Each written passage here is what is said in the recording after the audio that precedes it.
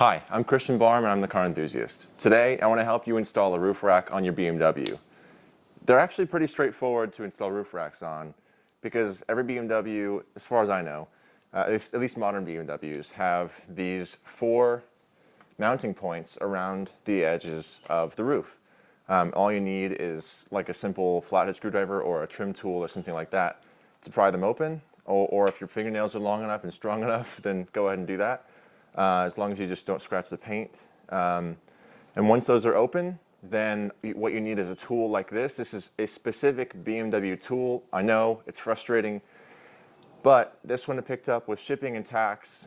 This is the fastest one that I could get to me because I have a project going on in this car, and I'm getting the roof wrapped gloss black tomorrow. And if you want to see more videos on that build series, it'll be on my YouTube channel very soon, and just please subscribe to see more of that. But I got this tool, it was 30 bucks, unfortunately, 30 US dollars.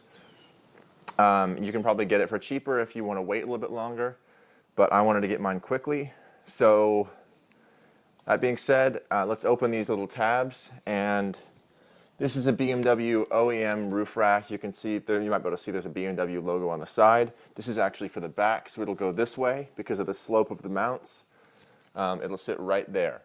So I'm going to do the back first, and then I'll talk you through installing the front. Let's get started. All right, here's one of the tabs. I'm not too concerned about scratching the paint because these roof rails will be wrapped gloss black tomorrow, like I said. So I'm just going to use the absolute thinnest flathead screwdriver that I can, and of course be careful because I don't want to go out of my way to scratch the paint. Very, very easy, just like that. They flip right up. So I'm going to do that to all 4 of them, and we will install the roof rack. All right, so each of these has been lifted up. As you can see, all 4 are tilted up. Now it should be as simple as just taking this rear one, lining it up with the other side. This one's already spaced out, and I'll show you in a little bit how to properly space them along the actual roof rails. It'll be different for every car, and these rails are designed for a 3 Series or a vehicle of similar size, so you may actually have to get a larger rail size or length for your vehicle if you have like an X5 or something like that. But it's really simple. There's a hole right above the BMW logo, and you're just going to stick this tool right inside there, and it's pretty easy to find the actual nut. The reason that you need this tool is because the bolts that you're screwing into the roof of the car, they only fit this tool. It looks like a Torx bit, but it actually has a hole in the middle because there's a pin that goes up from the center of each bolt, which is frustrating, but it also helps because this will only allow you to torque this down to 8 Newton meters, which is as much as this needs to hold on and be sturdy. It will not let you over tighten, which I actually like about this tool. So that one's on.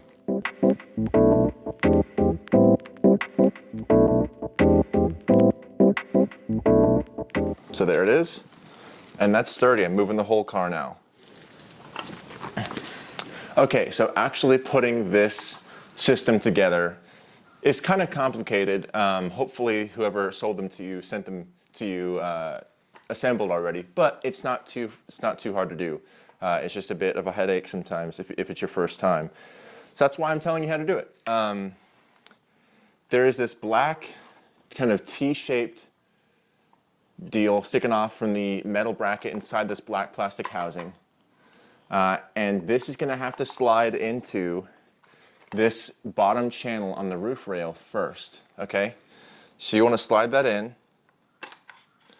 but as you are putting that in, you'll have to take this black bracket with the two screws, or the 2 bolts and their washers, and you'll want to actually start to slide that in immediately following.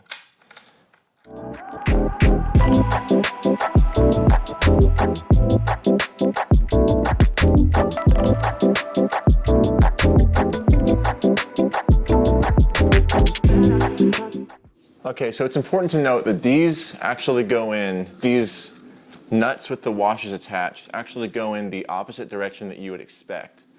and they will go with the nut itself facing upwards. Okay, so there's actually a channel, a little hole, oh, that just fell out, on the bottom of the roof rack, on the roof rail, where this will kind of sit in. Otherwise, it will not screw in. So just like that, that pops right in. And then you take the bolt from the other side while holding that in place.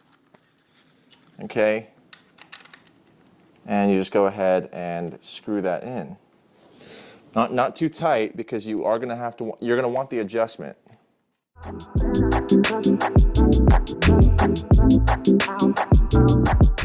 Now we're going to actually install this on the car. So this should be fairly straightforward. It's basically just repeating this back part, but with a little bit of adjustment in mind. So the right one that I'm putting in right now is already adjusted to be the correct distance from the end, and this left side is able to slide around because I haven't fully tightened it down.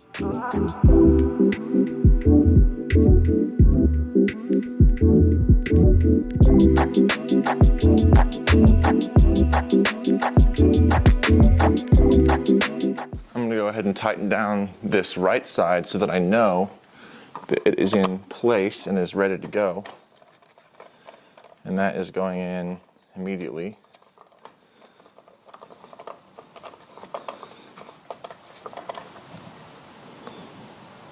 And it will not let me tighten more than 8 Newton meters, so we are good to go there.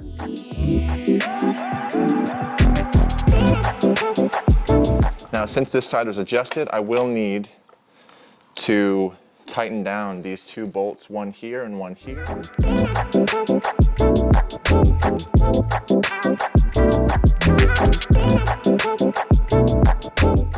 This is actually a fairly useful tool. Yeah, the whole car's moving around now. Everything's good to go, so thank you so much for watching. If you want to see more content like this, tutorials like this, but really the build series that I'm doing on my YouTube channel, please subscribe and stay tuned for that. I'm really excited. The first round is exterior stuff, so this roof rack is actually coming back off because I'm getting my car wrapped tomorrow, or the roof at least. I'm gonna get some front splitters on the front bumper, an M3 style spoiler in the back, and just a few other things in the exterior, and then we're moving to power mods. So I'm very excited for this process, and once again, I said thank you so much for watching, and I hope you will stay tuned for more.